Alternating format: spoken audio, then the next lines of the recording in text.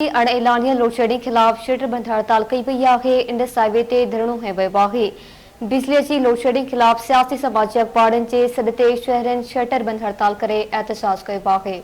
सियासी समाजी अखबारन तरफा बॉयज़ डिग्री कॉलेज वट धरणो हयो वियो आहे। अणएलानिया लोड शेडिंग खत्म करण जो मुतालबो कयो वियो आहे।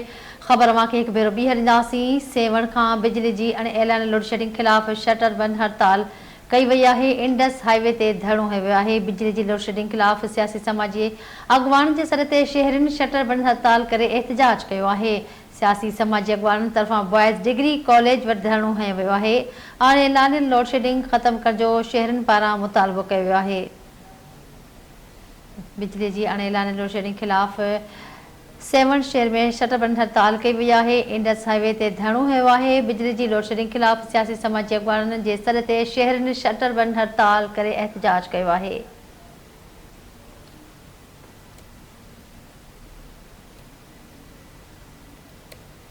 बिजली जी लोड शेडिंग खिलाफ सियासी समाजी अखबारन के सॾ ते शहरन धरणो हयो आहे। सियासी समाजी अखबारन तरफा बॉयज़ डिग्री कॉलेज वट धरणो हयो वियो आहे।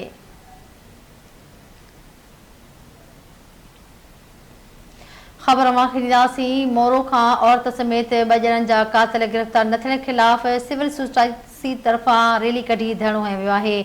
औरत साजिदा ऐं संदसि भाउ वहीद साबिकी जे क़त्ल में मुलविस जवाबदारनि खे पुलिस गिरफ़्तार न करे सघी आहे।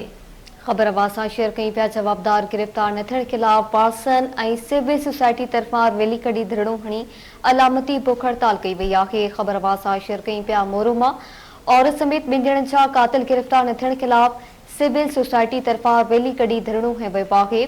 औरत साजिदा और संदसि भाउ वहीद साबिकी के क़त्ल में मुलविस जवाबदारनि के पुलिस गिरफ्तार न करे सघी आहे। औरत समेत 2 ॼणनि जा कातिल गिरफ़्तार न थियण खिलाफ़ सिविल सोसाइटी तरफां रैली कढी धरणो हयो आहे। मोरो मां नज़रवांखे आगाह कयूं पिया। औरत साजिदा ऐं संदसि भाउ वहीद साबिकी जे क़त्ल में मुलविस जवाबदारनि खे पुलिस गिरफ़्तार न करे सघी आहे। जवाबदार गिरफ़्तार न थियण खिलाफ़ वारसन ऐं सिविल सोसाइटी तरफां रैली कढी धरणो हणी अलामती बुख हड़ताल कई वई आहे।